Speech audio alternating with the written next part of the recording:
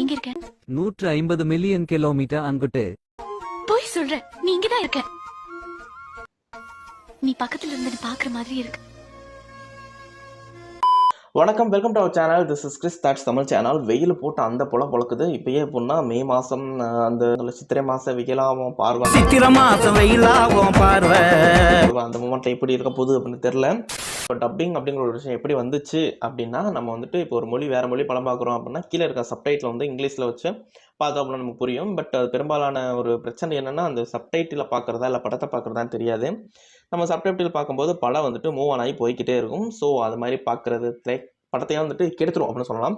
அதனால தான் கொண்டு வரப்பட்ட ஒரு ப்ரொசீஜர் என்னன்னு பார்த்தீங்கன்னா, ஸ்ட்ரெயிட்டாக அந்த வாய்ஸையே நான் வந்து மொழிபெயர்த்து அந்த வாய்ஸ் மாதிரியே கொடுத்து வாய்ஸ் ஆக்டிங் அப்படின்னு சொல்லுவாங்க. அது பேர் பார்க்கறதுக்கு ஈஸியாக இருக்கும், அண்டர்ஸ்டாண்ட் பண்ணிக்கிறது ஈஸியாக இருக்கும். ஸோ அதுதான் வந்துட்டு டப்பிங். ரொம்ப சந்தோஷம். வணக்கம் கோபாலே. ஊர்ல அத்தை பொண்ணு நல்லா இருக்காளா? ஒரு முக்கியமான மேட்டர்னே சொல்லு குமாரே. ஓஎம்ஆர்ல இடம் வாங்கி போடுங்க. ஏன் சொல்றேன்னா நிறைய ஐடி கம்பெனிலாம் வருது. ஸ்டார்டிங்கில் வந்து டப்பிங் எந்த ஆண்டு வந்து பண்ணப்பட்டது அப்படின்னு பார்த்தீங்கன்னா 1949 தான் டப்பிங் அப்படிங்கிற ஒரு கான்செப்டே கொண்டு வராங்க. எந்த படத்துக்காகன்னு பார்த்தீங்கன்னா, கான்ஸ்டாண்டின் ஜாஸ்லோனோவ், எனக்கு வாயில் சரியாக நுழையில, நான் கீழே வந்து ஸ்பெல்லிங் போடுறேன். கான்ஸ்டாண்டின் ஜாஸ்லோனோவ் அப்படிங்கிற ஒரு படம் 1949 தான் வந்து டப்பிங்கே பண்ணாங்க. எந்த மொழியில் இருந்து அப்படின்னு பார்த்தீங்கன்னா, ரஷ்யன் டு த ஜஸ் அப்படிங்கிற ஒரு மொழி இருக்குது அப்படின்னு இப்போ இதை பார்த்து தான் எனக்கே தெரியும். ஸோ அந்த மொழிக்கு தான் வந்துட்டு நம்ம டப்பிங் அப்படிங்கிற ஒரு விஷயத்தை 1949 தான் ஃபஸ்ட்டு பண்ணியிருக்காங்க. இதை ஏன்டா இப்போ கொண்டு வராமல் பார்த்தீங்கன்னா, நம்ம வந்துட்டு ஏதாவது ஒரு கண்டென்ட் எடுத்து பண்ணிட்டு இருக்கிறதுக்கு இந்த மாதிரி அப்பப்போ ஒரு ஜென்ரல் நாலேஜ் மாதிரி கொடுத்து விட்டா தெரிஞ்சுக்கிட்டா நல்ல விஷயம் தானே. ஓகே ஃபைன், வாங்க கண்டென்ட்டுக்குள்ளே போயிடலாம். ஸோ ஒரு சில டப்பிங்லாம் என்ன பண்ணுறாங்க அப்படின்னா, அந்த உண்மையான படத்துலேயே, அதாவது உண்மையான படத்தை விட அந்த டப்பிங் திறமைகள் வந்து அதிகமாகி அந்த படத்தையே வந்து டாமினேட் பண்ணிடுது. எங்க அப்பா ஆசையா தீபாவளி வாங்கி கொடுத்த சட்டையை கீழ்ச்சியடா பாவி. ஸோ ஒரிஜினல் வெர்ஷனையே டாமினேட் பண்ணுற அளவுக்கு இருக்கக்கூடிய ஒரு சில டப்பிங் ஆர்டிஸ்ட் பண்ண வந்துட்டு ஒரு சில ரகலைகள் தான் நம்ம இந்த வீடியோவில் பார்க்க போகிறோம். இன்னும் நம்ம சேனலை சப்ஸ்கிரைப் பண்ணலாம், மறக்காமல் சப்ஸ்கிரைப் பண்ணிக்கோங்க. பெல் பட்டனே வந்துட்டு கிளிக் பண்ணிக்கோங்க. அப்படின்னா தான் நாங்கள் போகிற வீடியோ உங்களுக்கு தேடி வரும். ஃபர்ஸ்டே வந்துட்டு நம்ம ஒரு அழகான ஆக்ட்ரஸ் ஸ்ரேயாவுக்கிட்ட இருந்து போயிடலாம். லேடி டப்பிங் ஆர்டிஸ்ட் எப்போ வந்த படம் தெரில. என்ன रुको जरा सबर करो. என்னடா இங்க என்னடா பண்றீங்க? என்னடி வாய்ஸ் இது? இந்த நேரத்துல உங்களுக்கு இங்க என்னடா வேலை? நான் யாரு தெரியுமா? நான் டிஐஜியோட பொண்ணு. உங்களை எங்கேயோ பார்த்தா மாதிரி இருக்கே. டைம் என்ன ஆகுது? 1 மணி. 1 மணிக்கு இங்க என்னடா உனக்கு வேலை? எனக்கு கல்யாணம்னு ஒண்ணு நடந்தா அது உன் கூடவா தான் இருக்கணும். அப்படி நடக்காம போனா என் முகத்துல இந்த ஆசிட நான் ஊத்திக்குவேன். கையில இருக்கிற பாட்டில நீ உடைக்கலாம், மனசுல இருக்கிற நினைப்ப உன்னால ஒண்ணும் பண்ண முடியாது. நான் உன்னை காதலிச்சுட்டே தான் இருப்பேன். நான் ஒரு லேடிஸ் வாய்ஸ்ல பேசுனா கூட கொஞ்சம் டீசெண்டா பேசுவோம் போல. எவன் அந்த லேடிஸ் வாய்ஸ் கொடுத்தது தெரியல. அடுத்ததான் வந்துட்டு இந்த பஞ்ச் டைலாக் அப்படின்னு ஒரு விஷயம் சொல்லுவாங்க. அது எதுக்குன்னா, இப்போ ஹீரோக்கெல்லாம் வந்து 2-3 பக்கம் டைலாக் வந்து, அதாவது பொதுவாக அது எதுக்கு டிஃபைன் பண்ணியிருக்காங்கன்னா, ஒரு 2-3 பக்கம் டைலாக் வந்து பஞ்ச் டைலாக்னா 2 வரியில சுருக்கிறதுக்கு, ஒரே வார்த்தையில சுருக்கிறதுக்கு அப்படின்னா. ஃபார் எக்ஸாம்பிள் சிவாஜி படத்தில் சிங்கம் சிங்கா தான் வரும், பண்ணிங்க தான் கூட்டமாக வரும் அப்படிங்கிற டைலாக்லாம் ரொம்ப பேர் போன டைலாக். பொதுவாக சூப்பர் ஸ்டார் பேசுகிற எல்லா பஞ்ச் டைலாக்கும் அல்ட்டியாக இருக்கும். ஸோ அது மாதிரி தன்னை சூப்பர் ஸ்டார்னு உணர்ந்துட்டு ஒரு சில விஷயங்கள்லாம் வந்துட்டு பஞ்ச் டைலாக் பேசியிருக்காங்க. அது எவ்வளோ ஃபன்னாக இருக்குது அப்படின்னு தெரியல. பட் அதை டப்பிங்கில் பார்க்கும்போது நமக்கு ஃபன் லெவலு பீக்ல போயிருது. ஹலோ மிஸ்டர் கடியம், பண்ருட்டி பலாப்பழத்து மேல சத்தியம் பண்ணி சொல்றேன். யோ போயா, உனக்கு சரியா சத்தியம் கூட பண்ண தெரியல. இன்னொரு தடவை லோன் கட்டாம என் முன்னாடி வந்து நின்னா எவன் முன்னாடி நிக்காத மாதிரி ஆயிடும். அது என்னடா பண்ருட்டி பலாப்பழம். ரைட்டு, சத்தியத்தை புதுவிதமா ட்ரை பண்ணியிருக்காரு. டேய் பட்டாபி, என்ன கொல்லணும்னா பர்ஃபெக்ட்டா பிளான் பண்ண தெரியலன்னா எனக்கு ஃபோன் பண்ணு. இது நம்ம லிஸ்ட்லயே இல்லையே. அடேங்கப்பா. Okay plan phone. அந்த பஞ்ச் டைலாக் வந்து ரைமிங்கா இருந்தால் தான் வந்துட்டு புரியுற மாதிரி இருக்கும் அப்படின்னு சொல்லிட்டு என்னவோ பண்ணி வச்சுருக்காங்க. ராங் நம்பருக்கு ஃபோன் பண்ணா ஒரு கால் மட்டும் தான் வேஸ்ட் ஆகும்.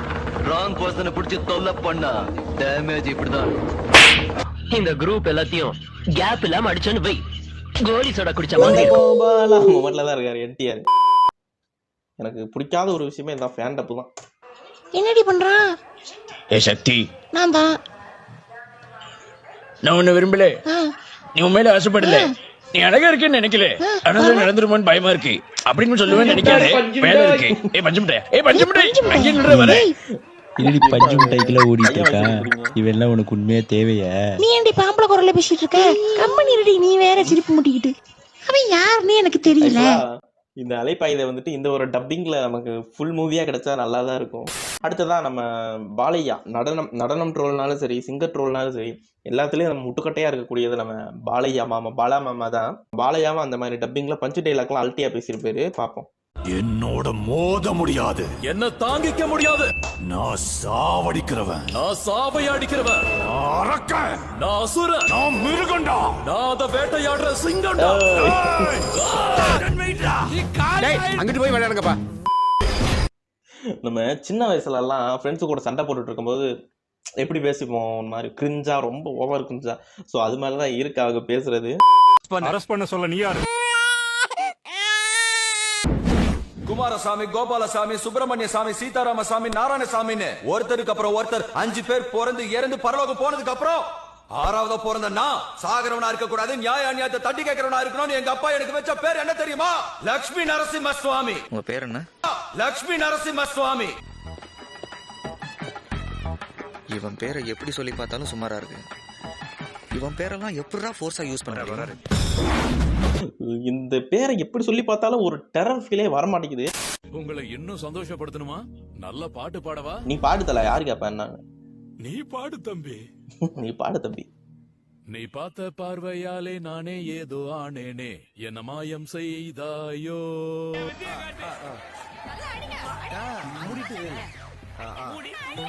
நீ போகும் பாதையிலே என் மனசும் வருகிறதே, என்ன மாயம் செய்தாயோ. அது ஃபைனல் லுக்கு தான் அல்டிமேட். இல்லைங்க, எனக்கு ஒண்ணுமே புரியலைங்கய்யா இது பாட்டா என்னன்னு. நான் மாஸ் டைலாக் அப்படின்னு கூகுளில் போய் சர்ச் பண்ணி பார்த்தாலும் இந்த ஒரு டைலாக் தான் ஃபர்ஸ்ட் வருது. இது வரைக்கும் காசுக்காக அடிச்சிருக்கேன், சரக்குக்காக அடிச்சிருக்கேன், சோத்துக்காக அடிச்சிருக்கேன், என் ஃப்ரெண்ட்ஷிப்புக்காக கூட அடிச்சிருக்கேன். ஃபர்ஸ்ட் டைம் என் லவ்வுக்காக அடிக்க போறேன்டா. நீங்க ஏதோ சொன்னீங்க, ஆனா என் காதுல இது ராங்கா விழுந்தது. உங்க எல்லாருடைய சூட்டு கொடுப்ப கரைக்கிறேன்டா. இது நாட் 18+. ஸ்டார்டிங்ல பார்க்கும்போது 18+ தான். Okay fine. அடுத்ததான் ஒரு சீனு. இந்த சீன் பார்த்து முடிச்சதுக்கு அப்புறம் எப்படா அப்படிங்கிற மொமெண்ட்டுக்கு தான் நீங்க வந்து ஆளாவீங்க.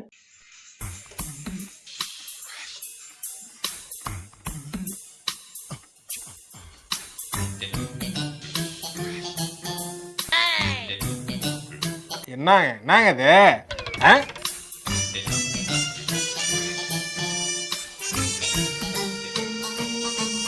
எவ்வளோ சுன்றாச்சு வட்டி அடிச்சு ஓட்டுறா. ஓகே, இதுக்கு பேர் தான் வந்துட்டு சத்தமே இல்லாமல் கொள்றது போல. இதெல்லாம் எந்த ஒரு சீன் வகையில் சேர்த்தாங்க அப்படின்னு எனக்கு தெரியல. அடுத்ததான் வந்து ஒரு பெஸ்ட் சேசிங் சீனை தான் நீங்கள் வந்து பார்க்க போறீங்க. நான் பார்த்தது இதுதான் பெஸ்ட் சேசிங் சீன். இவரோட ஹீரோவோட அந்த கிரியேட்டிவிட்டி, அப்புறம் அந்த அறிவு திறமைகள், இதுதான் இந்த சீனுக்கு ஒரு ஹைலைட்னே சொல்லி ஆகணும். ட்ரெயின் போயிட்டு இருக்கு. கார் வந்து அந்த பக்கம் போயிடுச்சு. ட்ரெயினில் வந்து இறங்கி பார்க்குறாரு. ஓ மை காட், அந்த இடத்துல ஒரு ஸ்டண்ட்டு. ட்ரெயின் கடையில் இங்கிட்டு இருந்து பூந்து இங்கிட்டு வந்து ஓகே துரத்தி போயே ஆகணும் தான் போயிட்டு இருக்காரு. ஒரு வழியாக ட்ரெயினும் போயிடுச்சு, காரும் வந்துருச்சு.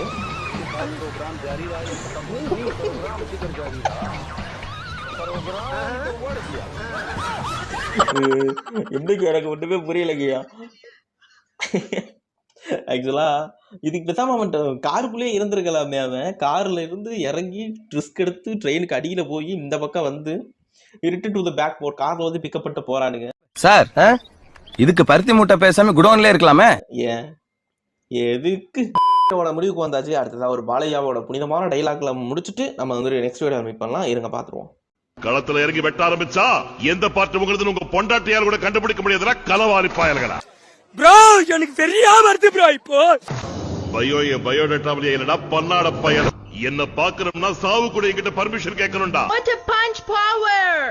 This is the power of ragi kali and நாட்டுக்கோழி குழம்பு. அட ஓகே, இன்னைக்கான டப்பிங் அந்த திறமைகள், அப்புறம் அந்த பஞ்ச் டைலாக் திறமைகள், அப்புறம் நோ லாஜிக் சீன்ஸ், அது எல்லாத்தையும் சாம்பார் சாதம் மாதிரி ஒரு கலவையா பார்த்து என்ஜாய் பண்ணியிருப்பீங்கன்னு நினைக்கிறேன். நெக்ஸ்ட் வீடியோவில் மீட் பண்ணலாம். Bye bye.